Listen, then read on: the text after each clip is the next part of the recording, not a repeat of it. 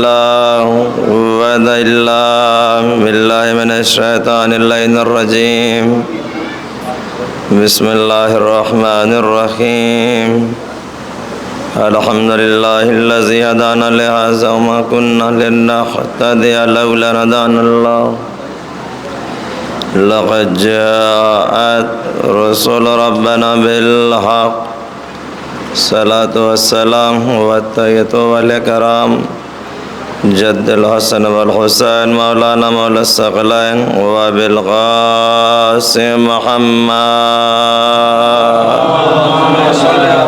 وأهل بيته الطيبين الطاهرين المعصومين المظلومين من يومنا هذا إلى قيام يوم الدين الذين عذب الله عنهم الرجس وطهرهم تطهيرا.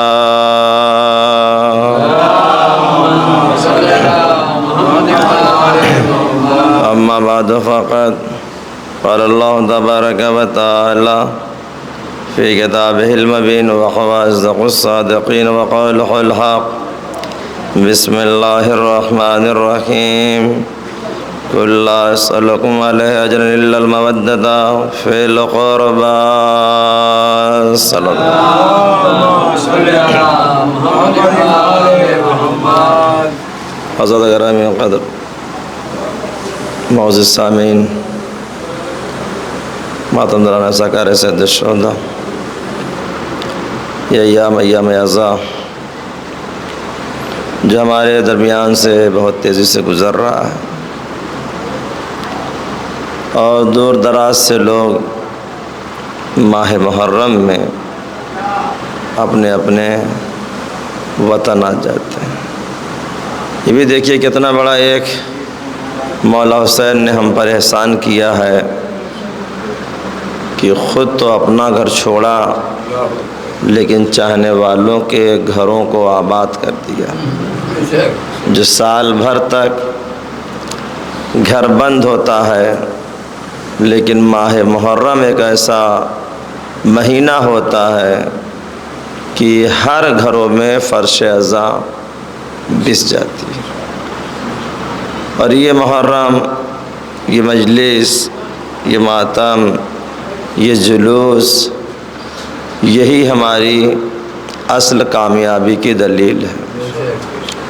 آج اگر یہ فرش عزا نہ ہوتا تو حسینیت اور یزیدیت کا فرق ختم ہو جاتا. کون حسین کو مان رہا ہے، کون یزید کو مان رہا ہے. کائنات میں جہاں جہاں فرش عزا بچھتا ہے اس کا تعلق حسینیت سے ہوتا ہے، اور جہاں پہ فرش عزا نہیں بچھتا ہے اس کا تعلق یزیدیت سے ہوتا ہے.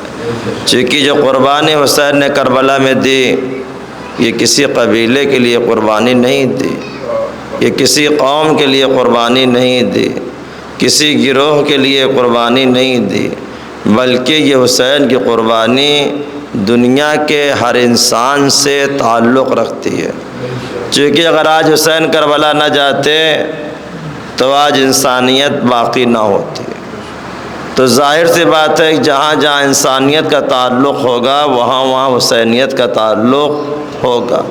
اور شاید یہی وجہ ہے کہ حسین کا غم دنیا کی ہر قوم مناتی ہے، چاہے وہ یہودی ہو، عیسائی ہو، مجوسی ہو، بت پرست ہو.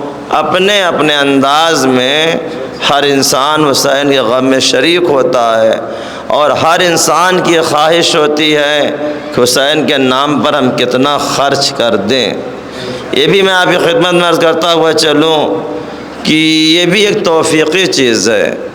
حسین کے نام پہ خرچ کرنا، حسین کے نام پہ لوگوں کو دینا، حسین کے نام پہ نذر کا اہتمام کرنا، حسین کی زیارت کو جانا، یہ سب کے بس کی بات نہیں ہے.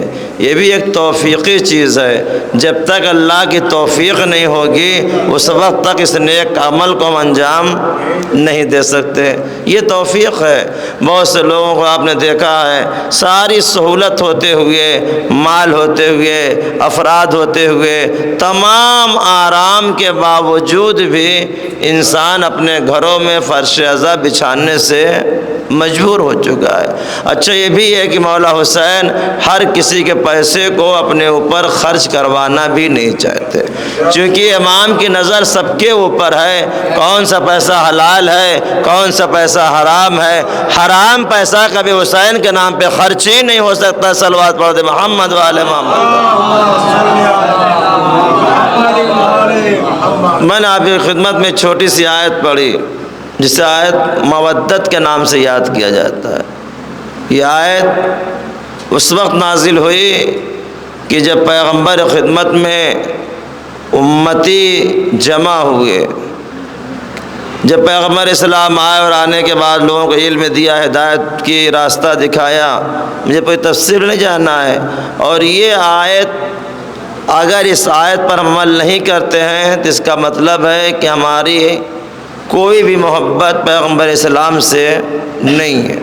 ایسے حالات، ایسے دور میں جب اللہ نے پیغمبر کو مبعوث کیا تب جہالت سے بھرا ہوا زمانہ تھا، محبت دم توڑ چکی تھی، آپس میں بھائی چارگی ختم ہو چکی تھی، لیکن پیغمبر نے آنے کے بعد لوگوں کو علم دیا، اندھیرے سے نکال کر اجالے میں لے کر آئے، لوگوں کو ایک دوسرے کی بزم میں بیٹھنے کا سلیقہ بتایا۔ تو ظاہر سی بات ہے جب کوئی کسی کی خدمت کرتا ہے یہ عقلی چیز ہے، ہر انسان چاہتا ہے کچھ نہ کچھ اس کو عوض دیا جائے، اور جب امت آئی اور آنے کے بعد پیغمبر خدمت میں حاضر ہوئی اور حاضر ہونے کے بعد کہا میں کچھ آپ کو عوض دینا چاہتا ہوں، تو آپ کو معلوم ہے کہ پیغمبر بغیر وحی پروردگار کے کلام نہیں کرتے۔ یہ کائنات کا ہر مسلمان جانتا ہے کہ پیغمبر اپنی طرف سے کوئی کلام نہیں کرتے جب تک کہ اللہ کی وحی نہ ہو۔ جیسے میرے حبیب ایک لمحے کے لیے خاموش ہوئے، جبریل نازل ہوئے، یہ میرے حبیب اگر یہ لوگ آپ کو اجرت دینا چاہتے ہیں تو ان سے کسی چیز کا تقاضا نہیں ہے، صرف ایک چیز کا تقاضا اللہ نے کیا کہ ہاں اہل بیت سے محبت کر لیں، یعنی میرے حبیب کے قرابت داروں سے محبت کر لیں۔ دیکھیے خداوند عالم نے اس چیز کو کیوں رکھا ہے کہ اللہ نے صرف محبت تقاضا کیوں کیا؟ کہ خدا یہ دیکھ رہا تھا کہ ہم نے ہر چیز کا تقاضا کیا، لوگ ہر چیز سے کتراتے ہوئے نظر آئے، زکوٰۃ کا حکم آیا، زکوٰۃ دینے سے لوگ کترائے، خمس کا حکم آیا، خمس دینے سے لوگ کترائے، نماز کا حکم آیا، نماز پڑھنے سے لوگ کترائے، روزے کا حکم آیا، روزہ رکھنے سے لوگ کترائے۔ تو اللہ نے ایک ایسی چیز اب تقاضا کیا، چونکہ ہم ہر چیز ہر مسائل کے لیے کچھ نہ کچھ عذر پیش کر دیتے ہیں، بیماری ہے تو روزہ نہیں رکھیں گے، اگر سفر میں تو نماز قصر ہو جائے گی، اگر ہمارے پاس وسائل نہیں ہے تو زکوٰۃ نہیں دیں گے، اگر ہمارے پاس بچت نہیں ہے تو خمس نہیں دیں گے۔ اللہ نے ایسی چیز کا تقاضا کیا کہ نہ امیر اس کو انکار کر سکے، نہ غریب ہو، یعنی چاہے امیری میں ہو تو بھی ادا ہو جائے گی، غریبی میں ہو تو بھی ادا ہو جائے گی، سفر میں ہو تو بھی ادا ہو جائے گی، حضر میں ہو تو بھی ادا ہو جائے گی۔ کائنات میں یہ کوئی کہتا ہوا نظر نہیں آئے گا یہ میرے پروردگار میرے پاس نہیں تھا۔ تو اللہ نے کہا اگر میرے حبیب کی اجرت دینا چاہتے ہو تو میرے حبیب کے قرابت داروں سے محبت کر لینا، اگر محبت کر لو گے تو اہل بیت کے چاہنے والوں میں شمار ہوگا، اگر انہیں چھوڑ دو گے تو غاصب رسول میں شمار ہوگا۔ صلوات پڑھ دے محمد والے محمد پر۔ اب یہ کوئی انکار نہیں کر سکتا، جوان ہے وہ بھی اہل بیت سے محبت کر کے اجر رسالت ادا کر سکتا ہے، ضعیف ہے وہ بھی اہل بیت سے محبت کر کے اجر رسالت ادا کر سکتا ہے، یعنی کہیں پر بھی ہو دلوں میں اہل بیت کی محبت کو بسا لے اجر رسالت ادا ہو گئی۔ لیکن افسوس یہ ہے آج کائنات میں یہ مسلمان سب جانتا ہے، پھر بھی پیغمبر کی آل کے ساتھ سوتیلا سلوک کرتا ہے۔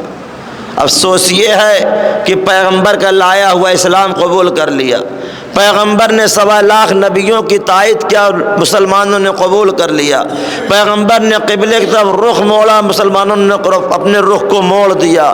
پیغمبر کے قلب قرآن نازل ہوا، مسلمانوں نے قبول کر لیا۔ لیکن عقل نہیں کام کر رہی ہے کہ جب پیغمبر نے غدیر کے میدان میں مولا کائنات کو 1.25 لاکھ حاجیوں کے درمیان میں اپنے ہاتھوں بلند کر کے فرمایا کہ جس کا میں مولا ہوں اس کے علی مولا ہیں، من کنت مولا فہذا علی مولا۔ آج امت نے پیغمبر کی ساری باتوں قبول کر لیا تو غدیر کے میدان میں علی کو کیوں نہیں قبول کیا؟ صلوات پڑھ دے محمد والے محمد۔ یہ ولایت کا اعلان اپنی طرف سے نہیں تھا بلکہ من جانب اللہ تھا، چونکہ 1.25 لاکھ حاجیوں کے درمیان میں اللہ نے یہ انتظام کیا، اپنے حبیب کے ذریعے سے یہ پیغام دیا۔ اور دیکھیے قدرت کا لہجہ آج کتنا سخت ہے۔ جب یہ آیت نازل ہوئی کہ یا ایھا الرسول بلغ ما انزل الیک من ربک وان لم تفعل فما بلغت رسالۃ واللہ یعصمک من الناس، یہ میرے حبیب جو کچھ آپ پر نازل کیا گیا ہے آج اسے پہنچا دو، اگر اسے نہ پہنچایا تو گویا رسالت تک کوئی کام ہی انجام نہ دیا۔ اب تصور کرے کہ آج کتنا اہم یہ پیغام ہے۔ دین غدیر کے دن کامل ہوا، نعمت غدیر میں تمام ہوئی، علی ہی دین ہے۔ اور کیا کیا پیغمبر نے اعلان کر کے بتا دیا اور کہا یہ رہتی دنیا تک ولایت کو عام کرتے رہنا، جس دل میں علی کی محبت ہوگی اس دل میں میری محبت ہوگی، جس دل میں علی کی محبت نہیں اس دل میں میری محبت نہیں۔ لیکن امت نے کیا کیا؟ آپ دیکھ رہے ہیں آج جب ماہ محرم آتا ہے تو طرح طرح سے ہم پر فتوے لگائے جانے لگتے ہیں، چونکہ انہیں اس بات کا خطرہ ہوتا ہے کہ مجلس جو ہے ظالموں کے چہرے سے نقاب کو ہٹا دیتی ہے، یہ جلوس جو ہے قاتلوں کے چہرے کو عیاں کر دیتی ہے۔ آج اسی لیے تو ہم 10 دن تک مجلسیں کرتے ہیں، 10 دن ہم امام کی سیرت بیان کرتے ہیں، امام کا اخلاق بیان کرتے ہیں، امام کی زندگی بیان کرتے ہیں، اور جب 10واں دن آتا ہے جلوس کی شکل میں جب ہم باہر نکلتے ہیں تو دنیا والوں کو بتاتے ہیں ہمارے امام کا اخلاق پہچانو، امام کی زندگی پہچانو، امام کا مقصد پہچانو۔ آج اگر یہ کربلا نہ ہوتا دنیا میں کچھ نہ ہوتا۔ آج مسلمان بڑے فخر سے مسجدوں میں اذانیں تو دے لیتے ہیں، نمازیں پڑھ لیتے ہیں، لیکن کبھی انہوں نے سوچا نہیں کہ نماز کو بچانے والا کون تھا۔ آج نماز کے لیے کس نے قربانی دی؟ یہ تو کم سے کم سوچو کہ قرآن کی آیتوں میں شک نہیں ہو سکتا۔ جب علی کی ولایت پر قرآن کی آیت دلیل ہے تو آج اختلاف کس چیز کا ہے؟ لیکن آپ نے دیکھا یہ محرم کتنی تکلیف دیتا ہے لوگوں کو۔ ماتم اپنے سینے پہ کرتے ہیں، تکلیف کسی اور کو ہوتی ہے۔ فرش عزا اپنے ہاں بچھاتے ہیں، تکلیف کسی اور کو ہوتی ہے۔ گریہ ہم کرتے ہیں، تکلیف کسی اور کو ہوتی ہے۔ یہ کیسے مسلمان ہیں؟ آپ غور کریں، فکر کریں کہ جناب ابراہیم نے صرف ایک قربانی دی تھی منی کے میدان میں، تو آج مسلمانوں کے لیے وہ فرض ہو گئی۔ اور نواسہ رسول نے 72 قربانی دی کربلا کے میدان میں، تو آج بدعت کے فتوے لگائے جانے لگے۔ جی محرم نہ کبھی رکا ہے نہ کبھی رکے گا، جو بھی ایام عزا کو روکنے آیا وہ خود رک گیا۔ یہ تاریخ ہے۔ چونکہ یہ مجلس نہ ہوتی، یہ ماتم نہ ہوتا تو آج کوئی یہ سمجھ ہی نہ پاتا حسین کا قاتل کون ہے۔ آج یہ ہر جگہ مجلسیں کر کے جلوس نکال کر ہم دنیا والوں کو بتاتے ہیں حسین کے قاتل کو پہچان لو۔ جس طریقے سے آج پوری دنیا میں حسین کا قاتل یزید بچے بچے کی زبان پر آ گیا ہے کہ حسین کا قتل کرنے والا کون تھا؟ یزید تھا۔ اسی طریقے سے ایام فاطمی کو ہمیں اتنا عام کرنا چاہیے، اتنا عام کرنا چاہیے، جیسے بچے بچے یزید کے نام پہ لعنت بھیجتے ہیں اسی طریقے سے بچے بچے زہرا کے قاتل پہ لعنت بھیجے۔ صلوات پڑھ دے محمد والے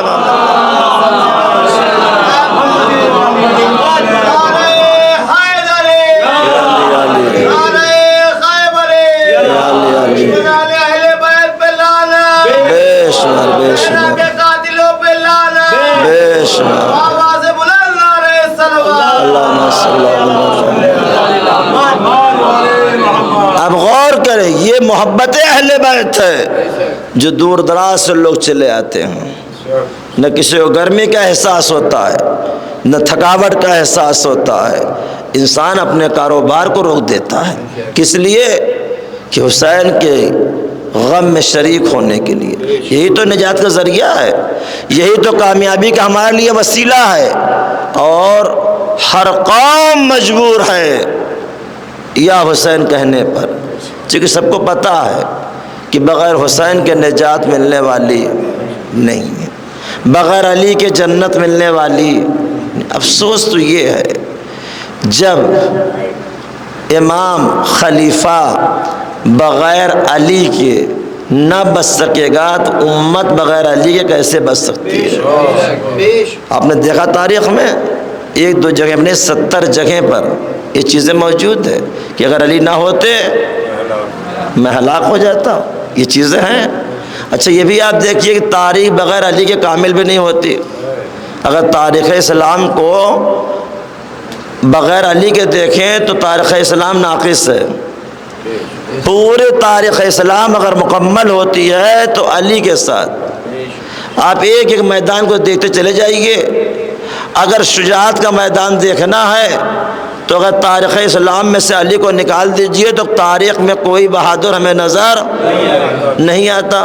اچھا مجبور ہو کے لوگ کہتے ہیں کہ علی سے بڑا کوئی بہادر نہیں ہے، یہ بھی کہتے ہیں، مانتے نہیں لیکن مجبور ہے، کہیں تو کہاں جائیں۔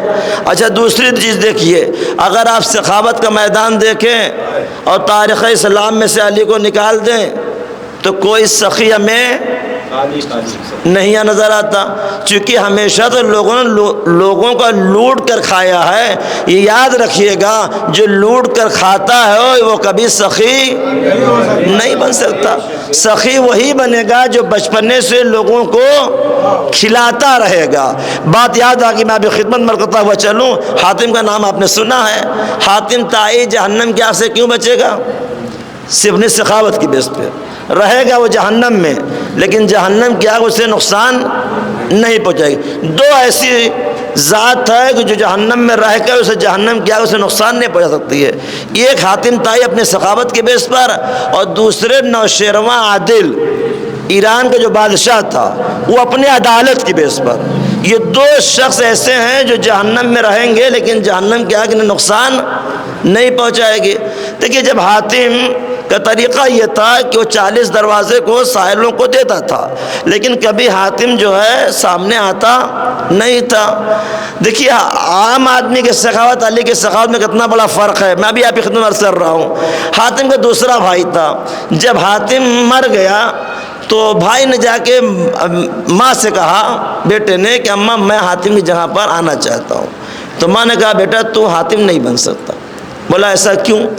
میں بھی دوسرے کا بھائی ہوں، میں بھی تو آپ کی اولاد ہوں۔ کہا وہ سب صحیح ہے لیکن تم میں اور حاتم میں بہت بڑا فرق ہے۔ بیٹے نے بہت اصرار کیا، بہت ضد کیا، کہا اماں میں بن کر حاتم دکھلاؤں گی۔ تو ماں نے کہا بیٹا یہ ممکن نہیں ہے۔ کہ اچھا بتائیے وجہ کیا ہے کہ جو آپ اتنے دعوے سے کہہ رہے ہیں کہ میں حاتم نہیں بن سکتا؟ تو کہا بیٹا دیکھ میں نے تجھے پیدا کیا ہے، تم دونوں میں فرق یہ ہے کہ حاتم بچپنے سے لوگوں کو کھلاتا تھا، لوگوں کو کھاتا نہیں تھا، اور تیری یہ خصلت تھی کہ بچپنے سے تو لوگوں کو مال لوٹتا تھا، چھینتا تھا، چونکہ لوٹنے والا مال کبھی لوٹا نہیں سکتا۔ تو یہ فرق ہے۔ کہا پھر بھی میں بن کے دکھلاؤں گا۔ گیا حاتم کے مرنے کے بعد، کھڑا ہوا در پر، سائل نے سوال کیا، دیا، دوسری در پہ بلایا، فوری طور پہ کہنے لگا ابھی تو میں نے دیا تھا۔ تو سائل کہتا تم حاتم نہیں ہو۔ کہا کیوں ایسا کہا؟ کہا پہلی بات تو حاتم سامنے نہیں آتا تھا، اور دوسری چیز یہ کہ میں 40 در سے لیتا تھا لیکن کبھی حاتم یہ نہیں کہتا تھا کہ ابھی تو دیا ہوں۔ کہا اس لیے تم حاتم نہیں ہو۔ آپ یہ دیکھیں حاتم طائی 40 در سے دیتا تھا سائل کو، لیکن میرے مولا پہ کروڑوں سلام ہو، میرا مولا ایک در سے اتنا عطا کر دیتا تھا کہ دوسرے در پہ جانے کی نوبت نہیں آتی تھی۔ صلوات پڑھتے محمد والے محمد پر۔ تو میں نے آپ کی خدمت میں عرض کیا کہ ہر کام کو ہر انسان نہیں کر سکتا ہے، اور یہ دو چیزیں ہیں، دونوں شخصیتیں ایسی ہیں کہ جن کو جہنم میں رہ کر بھی انہیں جہنم کی آگ نقصان نہیں پہنچائے گی، چونکہ اپنی سخاوت کی بیس پر، اور یہ اپنی عدالت کی بیس پر، نوشرواں عادل جو بچہ ہے اپنی عدالت کی بیس پر، اور یہ حاتم اپنی سخاوت کی بیس پر۔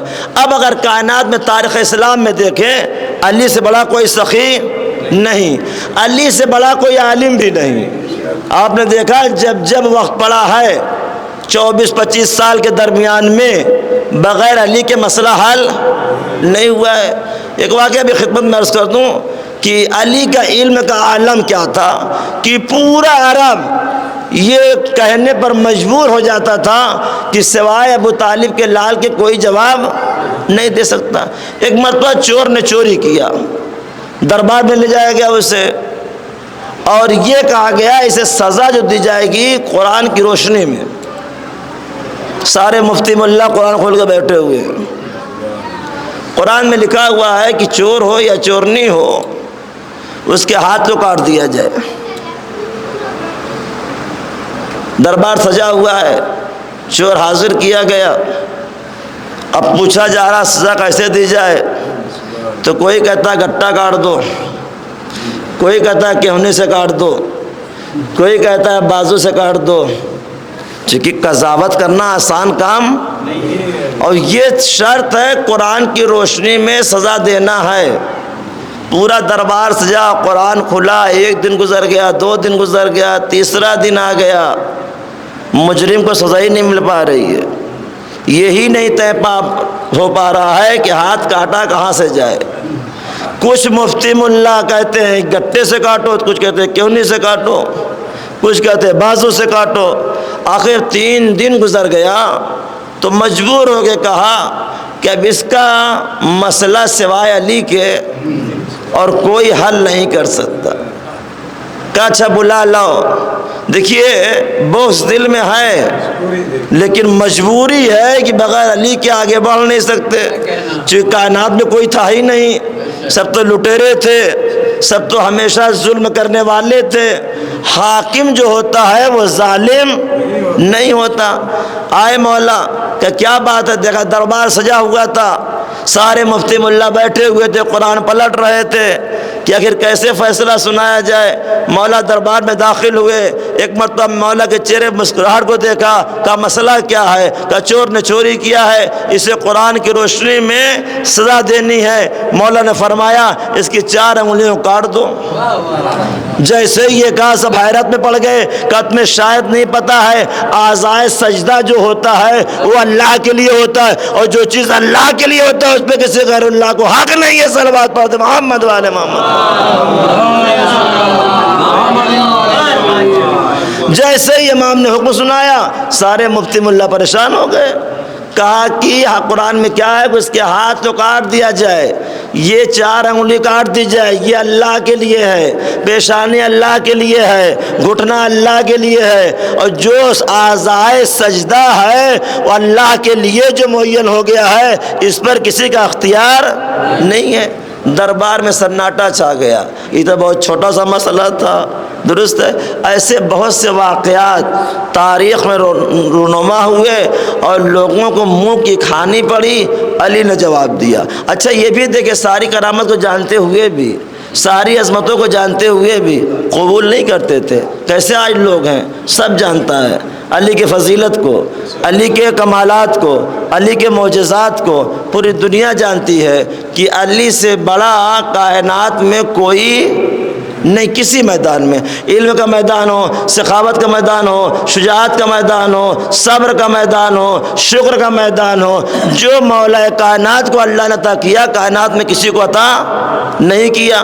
اچھا یہ بھی ہے کہ ساری چیزیں واضح ہیں، اس کے باوجود یہ امت قبول کرنے کو تیار نہیں ہے۔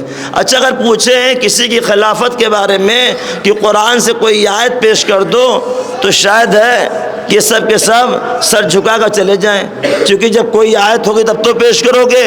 اور یہاں اگر کوئی ہم سے یہ کہے کہ علی کے بارے میں کوئی آیت پیش کر دو تو ایک آیت نہیں، آیتیں لائن سے لگی ہوئی ہیں کہ جو علی کی ولایت کے بارے میں قرآن گواہ ہے اور قرآن میں کوئی شک نہیں کر سکتا۔ تو میں نے آپ کی خدمت میں عرض کیا، آج سب یہ جانتا ہے کہ اگر حق ہے تو علی ہے، اس کے علاوہ کچھ نہیں ہے، اور بغیر علی کے نجات بھی ملنے والی نہیں۔ اب تو الحمدللہ خود ہی جانتے ہیں بہتر کہ کس کے فضائل پڑھیں، مجبور ہو گئے علی کے فضائل کو پڑھنے پر۔ جو کسی کا فضائل ہو تب تو بیان کریں، اب تو فضائل بھی چھینا جانے لگا ہے۔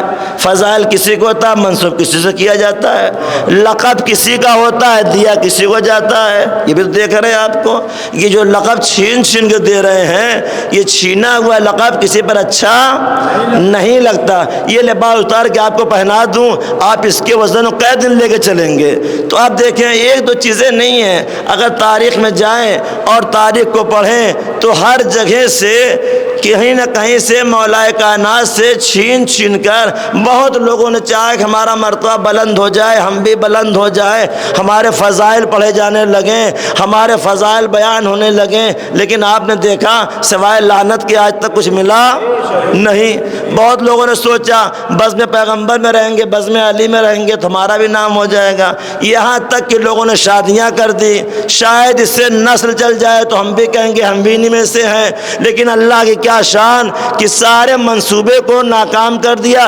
جب سب سے ناکام ہو گئے، زندگی سے ناکام ہوئے، تو کہا اب ایسا ہے مرنے کے بعد ہمیں وہیں دفن کرنا جہاں پیغمبر دفن ہے۔ لوگ اگر پیغمبر کی زیارت کو آئیں گے تو میری زیارت کو آئیں گے، لیکن یہ بھول گئے پیغمبر کی زیارت کریں گے تم پر لعنت کریں گے۔ صلوات پڑھتے محمد والے محمد پر۔ تو کسی کی بز میں رہنے سے، کسی کے ساتھ رہنے سے عزت نہیں ملتی۔ جیسے بہت سے لوگ کہتے ہیں مولانا آپ کو پتہ ہے میری زندگی تو مولانا کے ساتھ گزر گئی۔ ارے زندگی گزر جانے سے تم نہیں بلند ہو جاؤ گے، تم نے اپنے اندر پیدا کیا کیا یہ تو بتاؤ۔ یہ تو اس زمانے میں لوگ کہتے تھے ہم بزم پیغمبر میں رہتے تھے، ہم بزم پیغمبر میں بیٹھتے تھے اٹھتے تھے۔ رہنا ملاک و معیار نہیں ہے، بلکہ اس سے اپنے آپ کو بدل دینا یہ ملاک و معیار ہے۔ جب ہم اپنے آپ کو بدلیں گے نہیں تو کیا مقصد ہے؟ آج 14 سال گزر گیا، ہم لوگ مجلسیں کر رہے ہیں ہر سال محرم میں۔ یہ محرم کیا ہے؟ تحریک ہے، انقلاب ہے، یعنی ذہن کو اپنے بدلو، فکر کو اپنے بدلو۔ لیکن آپ نے دیکھا جتنا اختلاف یہ 2 مہینہ ہوتا ہے اتنا اختلاف 12 مہینہ نہیں ہوتا ہے۔ اس سے ہم کیا سمجھتے ہیں کہ یہ اختلاف ہمارا آپ کا نہیں ہے، یہ اختلاف مجلس و ماتم کا ہے۔ اگر مجلس و ماتم میں اختلاف نہ ہوتا تو ہم سال بھر تو ایک رہتے ہیں، اور جیسے ہی محرم آیا ہم الگ الگ ہو گئے۔ اچھا اس کا بھی میں آپ کو ریزن بتا دوں، کیا وجہ کیا ہے یہ؟ چونکہ لوگ فرش دور ہو گئے۔ جتنے بزرگان ہیں اکثریت اگر شمار کریں گے سب بزرگ نظر آ رہے ہیں، جوان بیٹھتا نہیں۔ اب جب جوان بیٹھے گا نہیں فرش پر تو نہ اسے ادب آئے گا، نہ اسے تہذیب آئے گی، نہ اسے علم آئے گا، نہ اسے چھوٹے بڑے کا احترام آئے گا۔ چونکہ یہ جگہ ایسی جگہ ہے کہ جہاں سے انسان کا مقدر بنتا ہے۔ آج تک یہ تاریخ گواہ ہے، آپ کو ملا ہو یا نہ ملا ہو، ہمیں ملا ہو یا نہ ملا ہو، لیکن غیر مذہب کے لوگ اس فرش عزا پر آئے تو اولاد کا مطالبہ کیا تو امام نے اولاد عطا کیا، دولت کا تقاضا کیا امام نے دولت دی، اور عزت کا تقاضا کیا اللہ نے عزت دی۔ چونکہ جو فرش عزا گلے لگا لیا اللہ نے اس کے معیار خود بخود بلند کر دیا۔ چونکہ یہ بہت بلند جگہ ہے، اسے کبھی آپ پست نہ سمجھا کریں۔ سب سے بڑی دلیل یہ ہے کہ اگر اس سے بلند جگہ کہیں اور ہوتی تو آسمان والے وہاں جاتے یہاں نہ آتے۔ یعنی جیسے فرش عزا بچھتا ہے فرشتوں کا نزول شروع ہو جاتا ہے، ملائکہ کا نزول شروع ہو جاتا ہے، اس فرش عزا پر ائمہ اطہار آتے ہیں، تب اس سے بلند کوئی جگہ نہیں ہے، کئی چیزیں ہیں، یہ جگہ ایسی جگہ ہیں جو ہم کو جوڑ دیتی ہے۔ جب آپ کے گھروں پر ہم آئیں گے تو ہمارے القاب سے بلایا جاتا ہے، یہی ہوتا ہے، یہ ڈاکٹر صاحب ہیں، انجینئر صاحب ہیں، یا آفیسر صاحب ہیں، یا وکیل صاحب ہیں، لیکن آپ نے دیکھا کہ جب انسان فرش اعضاء پر بیٹھ جاتا ہے، پوچھیے کون ہے تو آپ کیا کہتے ہیں؟ حسین کا زادار ہے۔ یہ کون ہے؟ حسین کا زادار ہے۔ معلوم یہ پڑا اس سے بڑی نہ کوئی پوسٹ ہے، نہ اس سے بڑا کوئی منصب ہے جو اپنے آپ کو عزادار امام حسین کہہ دے، کائنات میں اس سے بڑا کوئی نہیں ہو سکتا۔ صلوات پڑھتے محمد والے محمد۔ اسی لیے آپ نے دیکھا کہ فرش اعضاء پر بیٹھنے کے لیے سب پریشان رہتا ہے۔ ایک وکیل بھی ہوتا ہے، وہ بھی کہتا ہے نہیں ہمیں تھوڑی جگہ مل جائے۔ ایک ڈاکٹر بھی ہوتا ہے تو بھی کہتا ہے ہمیں تھوڑی جگہ مل جائے، چونکہ یہ جگہ ایسی جگہ ہیں جہاں پر معصومین آتے ہیں۔ تو بڑے احترام سے، بڑے ادب سے ہم سب کو کربلا کے مقصد کو سمجھنا چاہیے کہ کربلا کا مقصد کیا تھا، ہدف کیا تھا اتنی بڑی قربانی دینے کا۔ تاریخ آپ نے سنا ہوگا کہ جب پیغمبر اسلام کی وفات کے بعد مدینہ کا عالم کیا تھا کہ مدینہ سے جن جن لوگوں کو پیغمبر نے نکال دیا تھا دوبارہ انہیں مدینہ میں پھر بلایا گیا اور ایک نیا دین پیش کیا جانے لگا۔ لوگ انحرافات میں مبتلا ہونے لگے، یہاں تک کہ ستم ہوا کہ روایت گڑھی جانے لگی، اور روایت گڑھ کر یہ پیش کیا گیا کہ اگر کوئی امام فاسق و فاجر بن جائے تو کسی میں یہ جرت نہیں ہے اس کے خلاف قیام کرنے کی۔ ایک نیا منصوبہ بنا تھا پیغمبر کی وفات کے بعد۔ دیکھیے یزید اور معاویہ میں فرق یہی تھا کہ یزید نے تخت پر بیٹھنے کے بعد دین کے نام پر سیاست کیا تھا، دین کو مدعا بنایا اور دین میں سیاست کی۔ معاویہ تخت پر تھا لیکن دین کے نام پہ کھلم کھلا سیاست نہیں کیا تھا، یہ کھلم کھلا نہیں کیا تھا، لیکن یزید جب تخت پر آیا تو اس نے ایک نیا دین پیش کرنا شروع کیا، نیا اسلام پیش کرنا شروع کیا اور بہت سی روایتوں گڑھا، اور گڑھنے کے بعد پیش کیا لوگوں کے سامنے کہ پیغمبر نے یہ فرمایا، چونکہ وہ جانتا تھا کہ جب میں پیغمبر سے منسوب کروں گا تو کوئی میرے خلاف قیام نہیں کرے گا۔ یہ پورا ایک منصوبہ تھا، یہ نہیں کہ ایک دو دن کا منصوبہ یہ نہیں تھا، یہ منصوبہ بہت پہلے سے بنایا جا رہا تھا کہ ہمیں پیغمبر کے بعد معاویہ کے مرنے کے بعد جب یہ تخت پر بیٹھا، یہ پوری تاریخ گواہ ہے، اٹھا کر تاریخ کو دیکھیں کہ جب کہ صلح نامہ میں کیا لکھا گیا تھا کہ اب کوئی بھی حاکم نہیں بنے گا سوائے اہل بیت گھرانے کے، یہ صلح نامے میں لکھا ہوا گیا تھا۔ لیکن جب یزید بیٹھا تخت پر اور بیٹھنے کے بعد اس نے نیا اسلام بنانا پیش کرنا شروع کیا، نیا دین پیش کرنا شروع کیا، لوگ منحرف ہونے لگے اور لوگوں سے کے درمیان میں حرام محمد کو حلال کرنے لگا۔ جب مولا حسین نے یہ دیکھا کہ اب یہ دین کو پامال کرنا چاہتا ہے، یعنی میرے نانا کے دین کو مٹانا چاہتا ہے، تو پھر پیغمبر اسلام نے جو پیشن گوئی کیا تھا مولا حسین سے کہ بیٹا ایک دن وہ آئے گا جب تمہیں مدینہ چھوڑنا ہوگا اس دین کے لیے۔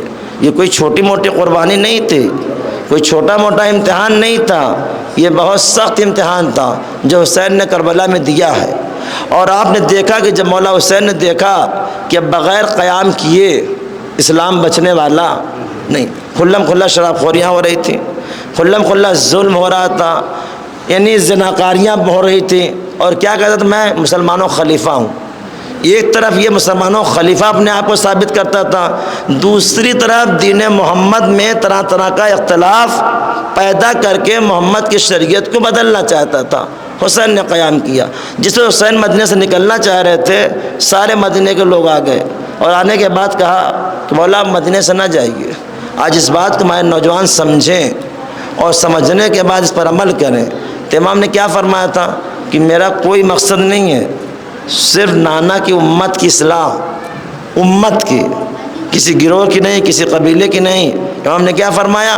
اپنے نانا کی امت کی اصلاح کے لیے جا رہا ہوں، یعنی امر بالمعروف نہیں انل منکر، یعنی لوگوں کو اچھائیوں کی دعوت دینا اور لوگوں کو برائیوں سے روکنا۔ اگر مقاصد کربلا دیکھیں گے تو بہت سے مقاصد کربلا ہے، جن میں سے یہ مقاصد ولایت کو عام کرنا، یہ بھی مقاصد میں سے ہے کہ پیغمبر کی سیرت کو زندہ رکھنا، یہ ساری چیزیں مقصد کربلا میں ہیں۔ حسین نے جو قدم اٹھایا ہے، پیغمبر کی شریعت کو بچانا تھا، بابا کی ولایت کو عام کرنا تھا، حلال کو حلال رکھنا تھا، حرام کو حرام رکھنا تھا، اچھائیوں کی دعوت دینی تھی، برائیوں سے روکنا تھا، اور پوری تاریخ گواہ ہے۔ جب مولا حسین نے مدینہ چھوڑا، کربلا پہنچے، اور آج دیکھیے کہ آخری وقت تک حسین دعوت اسلام دیتے رہے، آخری وقت تک۔ شب عاشور اصحابوں کو جمع کیا، اور جمع کر کیا کہا کہ یزید میرے خون کا پیاسا ہے، اگر تم جانا چاہتے ہو چلے جاؤ، ہم تمہاری ضمانت لیتے ہیں۔ اور عصر عاشور آخری دعوت دی امام نے کہ ابھی بھی وقت ہے کہ اگر تم آنا چاہتے ہو آ جاؤ، ہم تمہاری ضمانت لیتے ہیں۔ چونکہ مقصد جنگ نہیں تھا، اگر مقصد جنگ ہوتا تو بچوں کو لے کر حسین کربلا نہ جاتے، عورتوں کو لے کے حسین کربلا نہ جاتے۔ حسین کربلا گئے کس لیے؟ کہ دین کو بچانے کے لیے، چونکہ پیغمبر نے پہلے پیشن گوئی کر دیا تھا کہ ایک دن وہ آئے گا جب اس دین کے لیے وطن چھوڑنا ہوگا، جوان بیٹے کے سینے میں برچی کا پھل دیکھنا ہوگا۔ دیکھیے حسین نے سب قربانی برداشت کر لی تھی، ساری چیزوں کو۔ آج افسوس یہ ہے کہ شہزادی زینب نے اپنی چادر کو قربان کر کے رہتی دنیا تک خواتین چادر کو بچا لیا۔ آج ہماری ماں بہنوں کو سوچنا چاہیے، آج حجاب میں رہنا چاہیے کہ آج اگر زینب نے اپنی چادر کو نہ دیا ہوتا تو آج حجاب کو بچانے والا کوئی نہ ہوتا۔ آج اگر یہ فرش ازا شہزادی زینب نے شام میں نہ بچھایا ہوتا تو آج کائنات میں کہیں فرش ازا نہ بچھتا۔ آج یہ کروڑوں سلام ہو اس بہن پر، جس بہن نے بھائی کا ساتھ مدینے سے لے کے کربلا سے لے کے شام۔ عجیب محبت ہے یہ بھائی اور بہن کی۔ ابھی آپ کے سامنے شبی برآمد ہوگی، آپ زیارت کریں گے، بس ایک ہلکا سا گوشہ بھائی اور بہن کی محبت کا بھی خدمت میں عرض کرنا ہے کہ ایسی بہن جس کا نام زینب ہو اور ایسا بھائی جس کا نام حسین ہو، حسین جیسا بھائی، زینب جیسی بہن۔ یہ دستور تھا مدینے کا کہ بغیر بھائی کے بہن رہ نہیں پاتی تھی۔ ایک روز کا واقعہ ہے، حسین کہیں گئے تھے، آنے میں تاخیر ہو گئی، جناب زینب دروازے پر بیٹھ گئیں، ابھی تک میرا بھیا نہیں آیا۔ جب دیر سے بھیا گھر میں داخل ہوا، بہن کو دروازے پر پایا، کہا بہن ابھی تک آپ سوئی نہیں؟ کہ بھیا آپ کو تو پتہ ہے زینب کو آپ کے بغیر نیند نہیں آتی۔ بھائی نے کہا بہن ممکن ہے میں سفر پہ جاؤں واپس نہ آؤں۔ کہا بھیا یہ نہیں ہو سکتا، یہ بہن آپ کے بغیر جی نہیں سکتی۔ ایک مرتبہ بہن تڑپ گئی، رونے لگی۔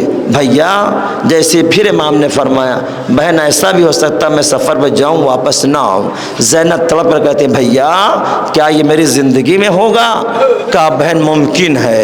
اللہ اکبر۔ یہ پہلا دن تھا۔ جب دوسرا دن آیا، جناب زینب بیت الشرف میں آرام فرما رہی ہیں، مولا حسین گھر میں داخل ہوئے، بہن کے اوپر سورج کی کرنیں پڑ رہی تھیں۔ حسین نے چادر کو اتارا، سایہ کر کے کھڑے ہو گئے۔ جب کچھ دیر گزر گئی بہن کی آنکھ کھلی، بھائی کو پسینے میں شرابور دیکھا۔ ایک مرتبہ بہن کہتی بھیا آپ نے زحمت کیوں کیا؟ کہا یہ بہنا مجھ سے یہ گوارا نہ ہوا کہ میری بہن پر سورج کی کرنیں پڑے۔ اللہ جب راہ عمل تمام ہوا، جناب زینب گئیں جناب فضہ کے پاس، کہا اماں فضہ آپ نے دیکھا میرا بھیا مجھ سے کتنی محبت کرتا ہے؟ یہ اماں میں ایک وعدہ کرتی ہوں جب بھی کبھی میرے بھیا پر دھوپ پڑے گی زینب نے چادر سے سایہ کرے گی۔ اللہ اکبر۔ وقت گزرتا رہا، دن گزرتا رہا، سن 61 ہجری آ گئی۔ جب 11ویں محرم آئی، اہل حرم کو اسیر کر کے جب لاشوں کے درمیان سے لے جایا جانے لگا، ایک مرتبہ بہن کی نظر بھائی کے لاشے پر پڑی، اپنے آپ کو گرا دیا، بیان کرنا شروع کیا یہ بھیا بہن نے مدینہ چھوڑا افسوس نہ ہوا، یہ بھیا بہن نے اپنی نظروں کے سامنے علی اکبر کے سینے پر برچی کا پھل دیکھا افسوس نہ ہوا، قاسم کا لاشا پامال ہوا افسوس نہ ہوا۔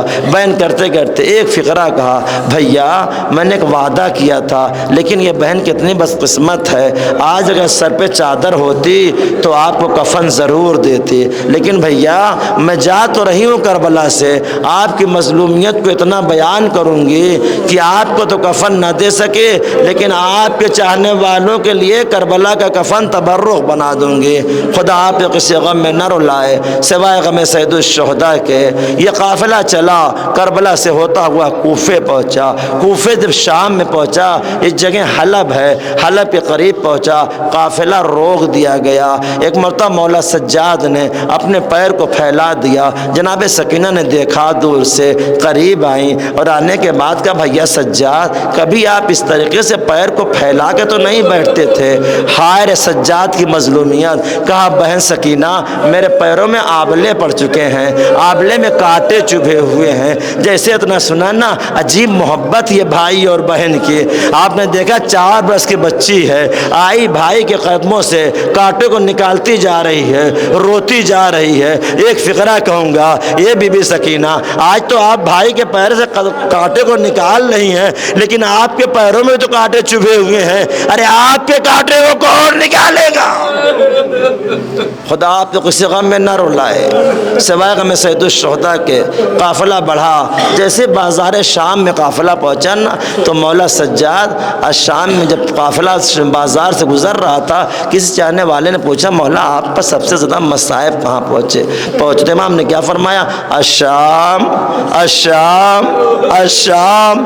کہا آخر مولا کون سا مصائب پڑا؟ کہا جب مجھے شام کے بازار سے گزارا جائے لگا تو کوئی پتھر مارتا تھا، کوئی نیزے مارتا تھا، یہاں تک کہ میری ماں بہنوں کے سروں پہ چادریں نہیں تھیں، لوگ گرم پانی پھینکتے تھے۔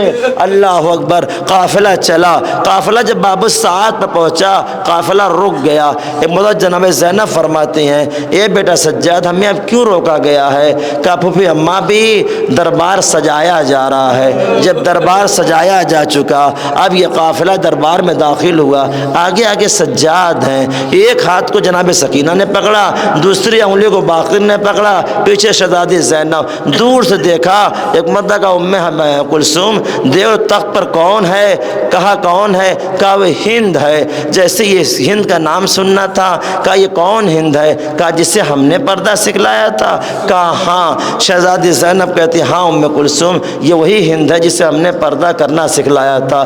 اتنا سننا تھا جناب ام کلثوم نے رونا شروع کیا، یہ بیوی جسے ہم نے پردہ سکھلایا آج وہ پردے میں ہے، ہم بے پردہ ہیں۔ یہ قافلہ دربار میں داخل ہوا، جیسے ہند کے قریب پہنچا ایک مرتبہ ہند نے پوچھا تمہیں کس شہر سے لایا گیا ہے؟ شہزادی زینب نے سر کو جھکایا، کہا مدینے سے آئے ہیں۔ مدینے کا نام سننا تھا، ہند تخت سے زمین پر آ گئی۔ جناب زینب فرماتے ہند تو نے تخت کیوں چھوڑ دیا؟ کہا مدینے والوں کے احترام میں۔ اللہ اکبر۔ کیا مدینے والوں کو جانتی ہے؟ کہا ہاں بی بی مدینے میں میرا آقا حسین رہتا، میری شہزادی زینب رہتی ہے، ہر شب جمعہ اپنے آقا حسین کی سلامتی کی نظر دلاتی ہوں۔ اللہ اتنا سننا تھا، شہزادی کی آنکھوں سے اشک جاری ہوا، سر کو جھکا لیا۔ ایک مرتبہ ہند کہتی ہے بی بی بتاؤ مدینے میں تم کسی کو جانتی ہو؟ شہزادی کہتی ہے بتا تو کس کو پوچھنا چاہتی ہے؟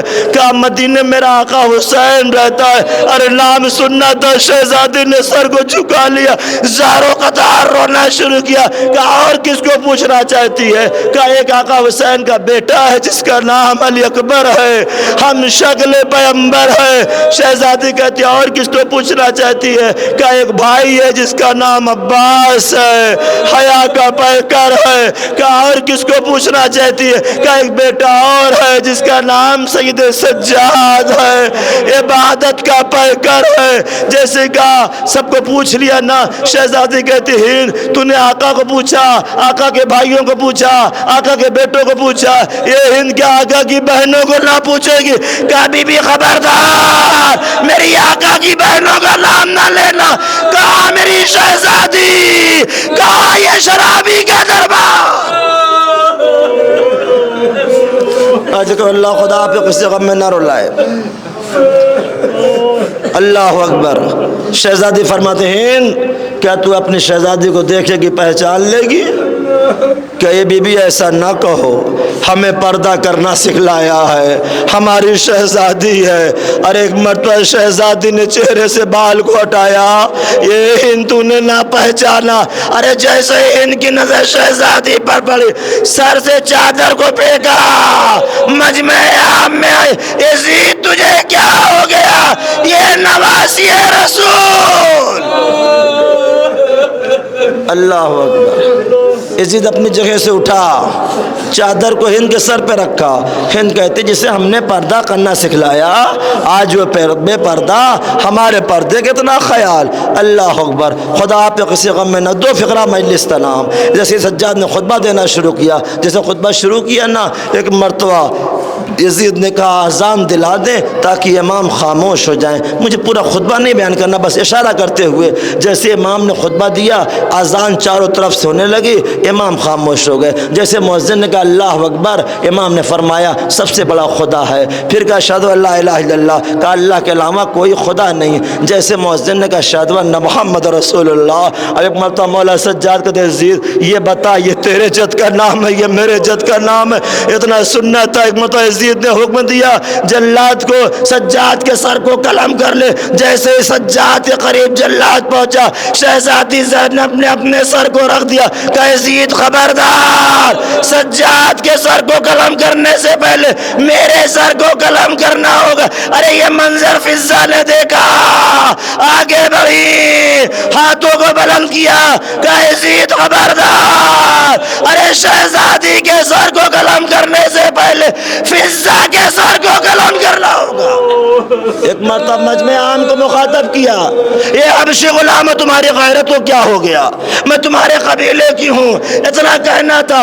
حبشی غلاموں نے تلوار کو نکال لیا، کہا یزید خبردار، اگر فضا پر حملہ ہوا ہم بغاوت کر دیں گے۔ ارے زینب نے مدینے کا رخ کیا، اے نانا رسول اللہ، اما فضا کے چاہنے والے دربار میں اتنے موجود ہیں، اے نانا آپ کی نواسی کا چاہنے والا اس دربار میں کوئی نہ رہا۔ ان اللہ و انا ربنا تقبل منا انک انت السمیع۔ پروردگار ہمارے مختصر مجلس قبول فرما، ان آسوں کو علیہ السلام جہانات جملہ حاضر دل مقاصد پورا فرما، اور دنیا ظلم جور سے بھر چکی ہمارے آخری حجت کے ظہور میں تعاجل ان کا امان سنشم ماتم حسین۔